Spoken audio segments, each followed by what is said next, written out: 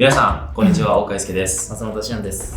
はい。今日はね、このスタジオにたまたましおんくんが来るということで、はい、しおんさんがこのスタジオのこの夜のスタジオセットで撮影するのは初じゃないですか、多分。ああ、そうかもしんない。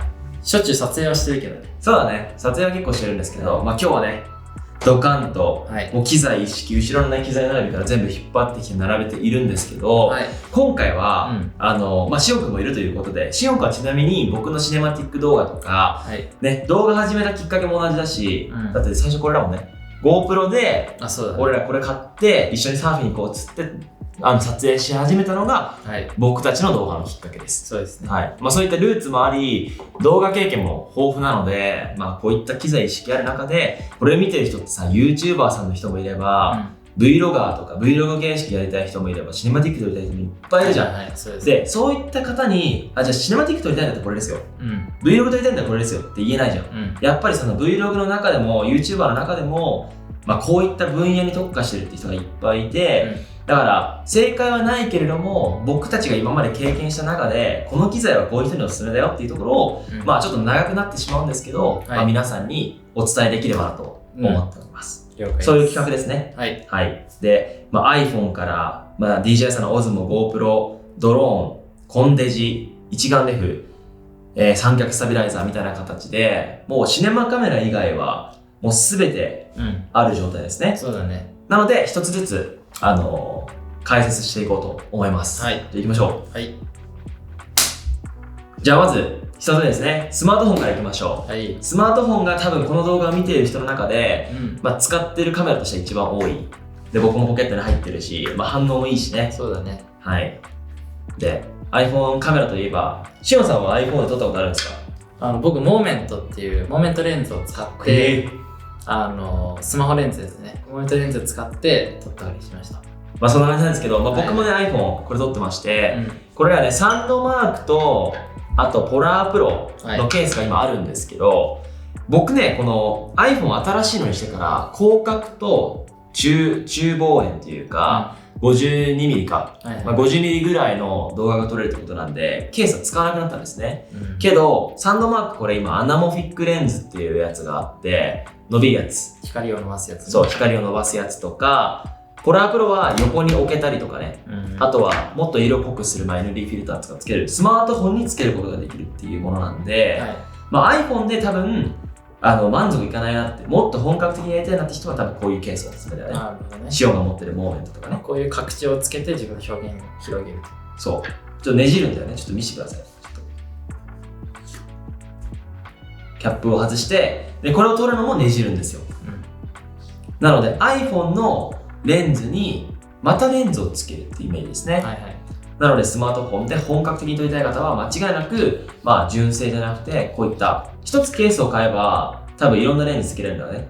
アナモフィックとか魚眼とか。いろいろ種類あるから。そう。おもろいよね、これもね。そう。で、これ言うても手持ちじゃないですか。手持ち。でも手持ちだけじゃかっこよく撮れないんですよね。そうだね。スタビライザーシオンといえば。スタビライザー。ね。以前撮影方法しようってやったんですけど、あれがもうパワハラすごいっすよ。次。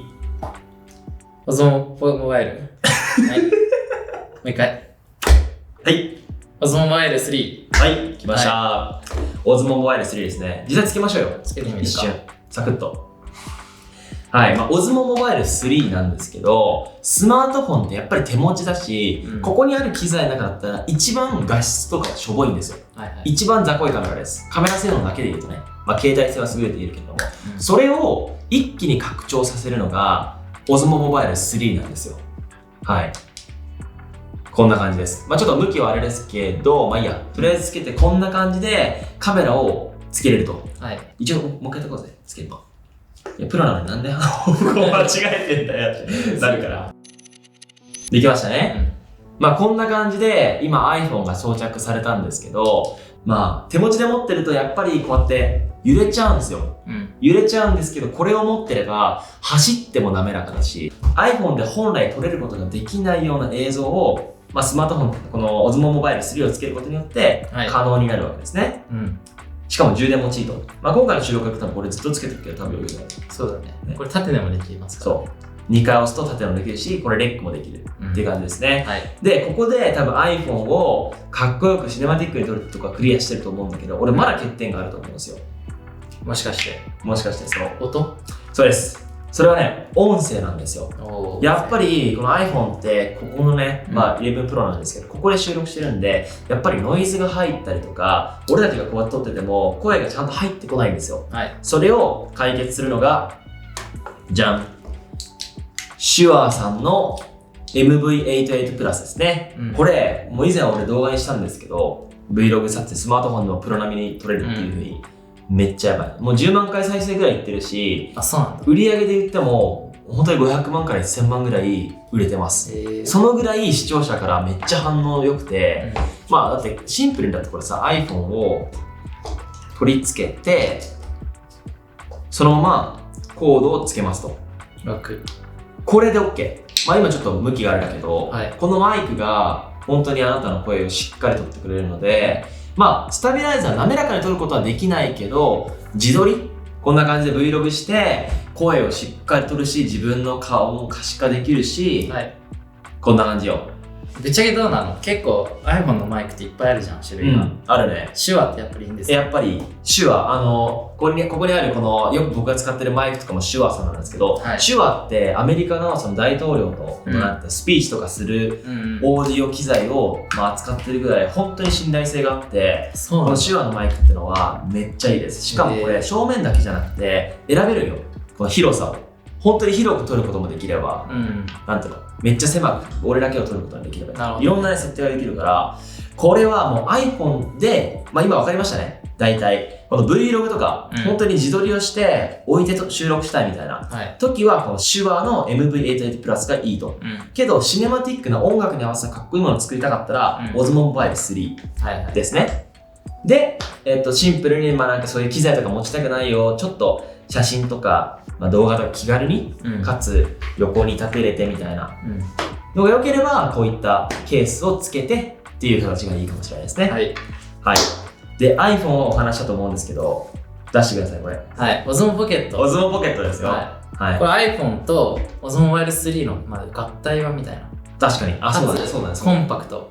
確かに。だから、なんかもっとコンパクトにやりたい人とかはこういうのをおすすめかもしれない。ポケットっていう名前の通り、ポケットから出すもんね。ちょっと出して、ポケットから。本当にポケットから出てくるように、なんだろう、利点といえば、iPhone で撮るとさ、プライベートの絵とさ、なんていうの、ガチで撮ってる絵がさ、ごっちゃになるじゃん。で、PC とか編集するのにも、iPhone で編集する人はいいけど、PC に入れたい方ってエアドロするのめんどいじゃん。けどこれってマイクロ SD カードで収録するんで、ある意味動画撮りたいっていう人には楽かもしれないね。SD はいいよね、確かに。で、あと滑らか。さっき言った走っても滑らかに撮ってくれる。女性とか特にいいんじゃないかな。もうなんか重い機材とか持ちたくない。かつ iPhone で撮るのはちょっとめんどくさいというか、もっともっとコンパクトで、特化したもの、カメラ撮影に特化したものが欲しいのであれば Osmo Pocket すごくいいかもしれないです。これってマイクどうなんですか？マイクは iPhone と同じです。そんな良くはない。なのでそこはちょっとしょうがないんですけど、電源ないですけどモニターがここにあって、自分の顔をだいたい可視化しながら収録することもできるんで、すごいいいと思います。ちなみにこれはね、Vlog やってる人に言うと小島春菜さん、小島春いるじゃん。小島春さんも確かにこの Osmo Pocket で収録してました。はい。で、Osmo Pocket からじゃん、Osmo Action GoPro です。で、この比較ってさ、もう気になる人めっちゃいるんだよ。確かに。めっちゃいる。何が違うのか今何が違うのか分かんない、みんな。で、今回はね、シオンさんがいるのでカジュアルにちょっと比較していこうと思います。シオンはこれどういう違いだと思うこれ。ちなみに2つともアクションカメラなんですよ。だからアクションカメラというだけあって、サーフィンしたりとか、ちょっとサッカーしてる時に頭につけたりとか、なんか本来、なんていうの、高額なカメラじゃ撮れないような、なんか危険なシーンとかを撮影するのに適していると思うんですね。シオンさん的にはこの GoPro と Osmo どういう違いがある？シオンのイメージ的には。僕のイメージは YouTube とか Vlog するなら、こっちの方がいいかなって。なるほど。で、シネマティック撮るならこっちの方が、GoPro の方がいいかなっていう印象です。なるほど。っていうのも、確かにね、ここのモニターがあるから、これで自撮りできるっていう。そうなんですよ。デュアルディスプレイがあるんで、Vlog とかしたい方、アクションでも使いたいし、Vlog でも使いたいっていう方は、オズモアクションってのは撮影しやすいです。はいはい。かつね、かなり強固なんで、落としても大丈夫だし、防水だしっていうことで、おすすめ。あとなんかね、正直、俺 GoPro より、タッチのしやすさは、オズモアクションの方が強いと思う。ああ、なるほど。そう。けど、何よりもすごいのは、手ブレ補正。確かに。手ブレ補正と色味。うん。色味は、手ブレ補正と色味は、俺 GoPro の方が素晴らしいと思うから、よりなんかかっこいいシネマティックな映像も撮りつつ、ちゃんとアクションカメラとして、サーフィンとかを綺麗に撮るんだったら、さすがに俺 GoPro じゃないかと思う。俺も GoPro がいいかなって思う。だよね。ただね、自撮りが難しいからね。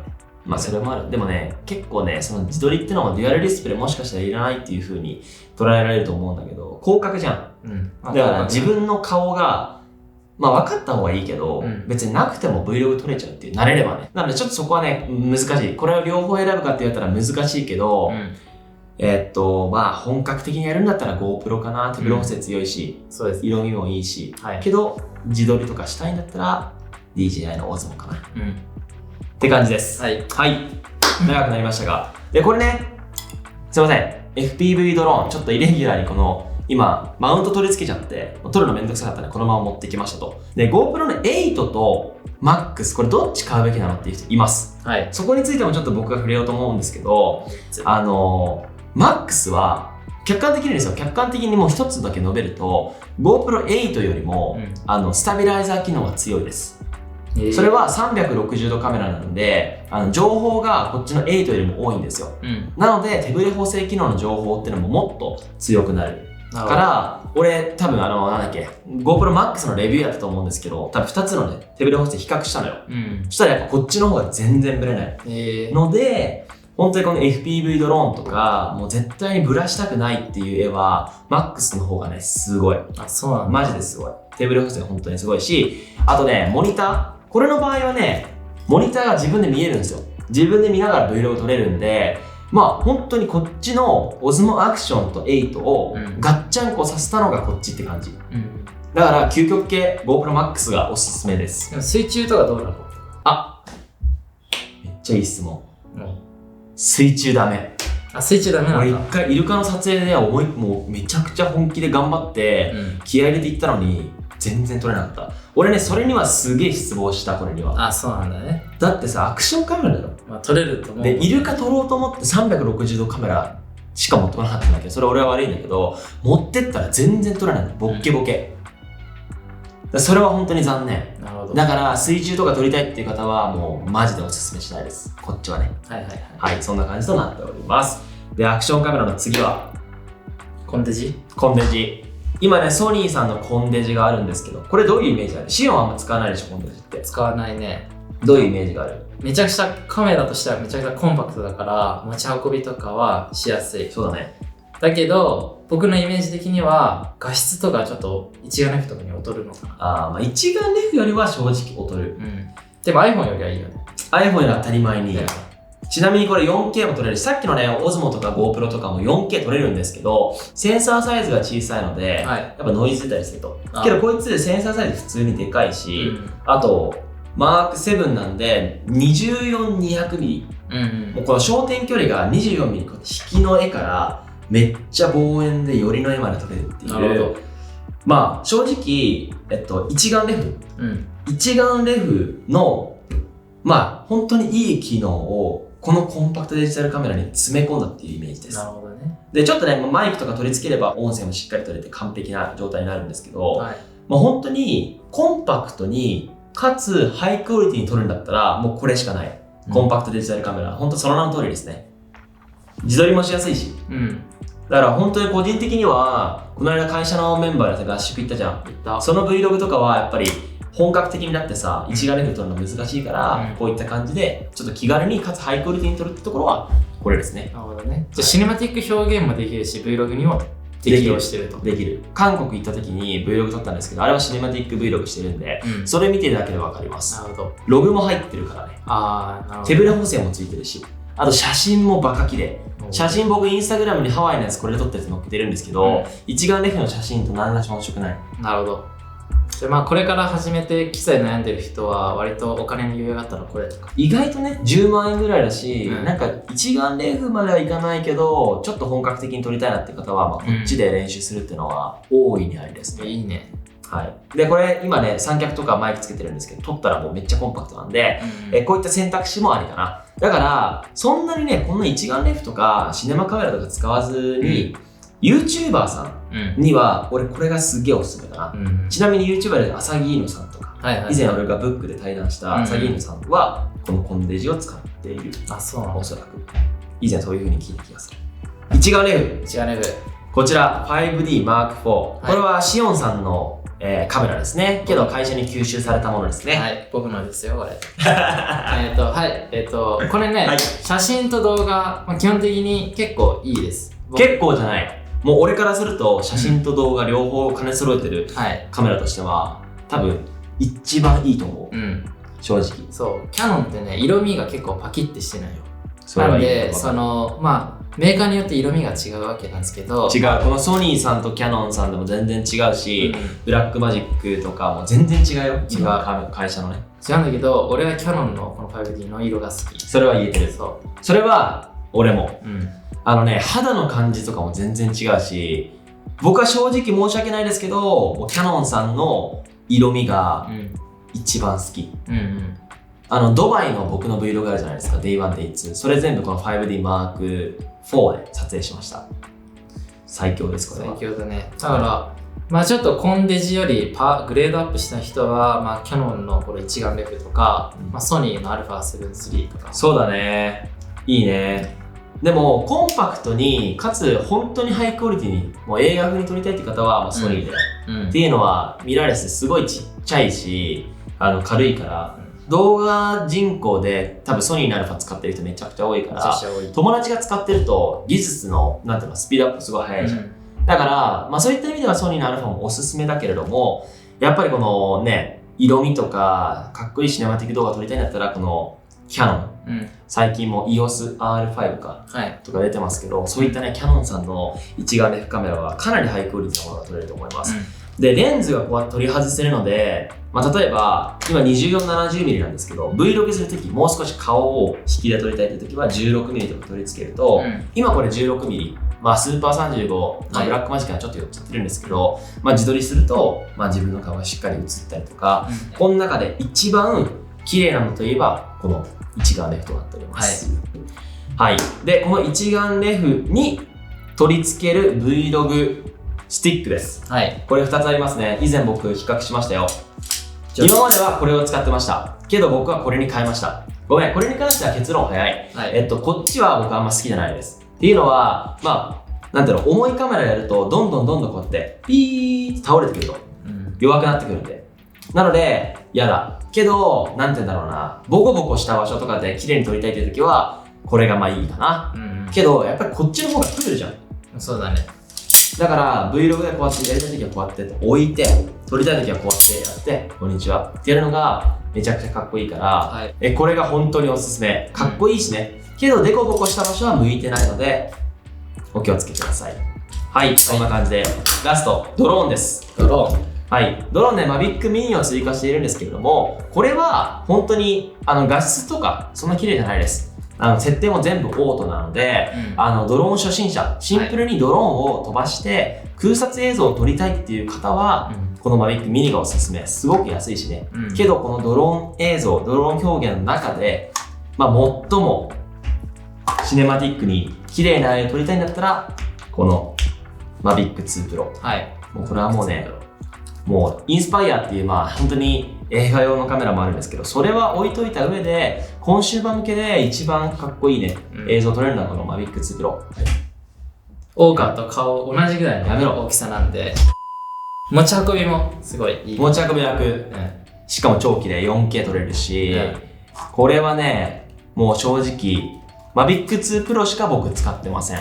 で、攻めるときはね、こういった Mavic Air とかを使って、なんていうの、攻める撮影したりとか、ドローンによって細かく違うんですけど、本当に綺麗な絵を撮りたいんだったらこの Mavic 2 Pro しかないと思っていただけたら幸いです、なので地上のカメラを基本的にご説明させていただいたんですけど、空撮があると表現の幅も広がるし、ちょっと動画クリエイター向けになってしまうんですけれども、結構ねこういったドローンがあると、YouTuber の方とか Vlogger の方でも、なんか面白い表現ができるのかなと、個人的には思っております。で、FPV ドローンはもう無視して大丈夫です。もう本当に、本当に一部の人しかやらないんで。もうマニアックすぎるわ。はい。僕はやりますけどね、これから。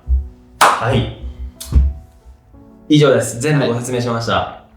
これどうでしたかね。結構僕たちが、なんか、今まで使ってきた感想を全て述べた感じだけど、結構GoPro から始まり、ソニーのね、アルファとか6500、6300とか買い、その後俺 GH5 キヤノン買い、で今はシネマカメラとか使ってるんですけど、本当にそう比べるとね、いろんな機材を使ったし、ドローンとかも何回も墜落させたしっていうね、本当にそういった経験を得て今皆さんにアドバイスさせていただいて、今考えるこのなんていうの機材と当時考えた機材の見方って全然違うじゃん、だし、なんていうの、今のこの知識があったらもっと3年前に僕たちが動画を始めた時に適切な機材を変えたと思うので、ぜひ今の僕たちの言葉というか、僕たちがアドバイスしたことをちょっと参考にしながら、皆さんも自分に合わせた機材選びをねしていただけたらすごく嬉しく思います。はい。そんな感じですね。最後にちょっと忘れてました。ごめんなさい。あれですね。Once Personal っていう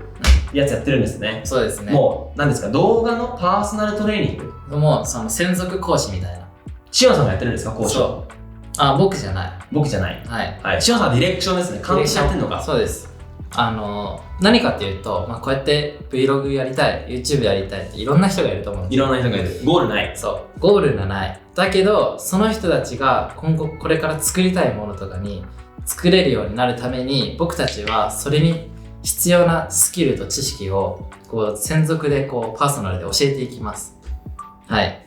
で、例えば、じゃあ、オーカーが、Vlog、シネマティック Vlog やりたいって言うじゃないですか。オーカーみたいなシネマティック Vlog やりたいって言った時に、オーカーのシネマティック Vlog で使われているスキルとか知識をね、全部要素を洗い出すんですよ。なるほど。プロのね、ディレクターが。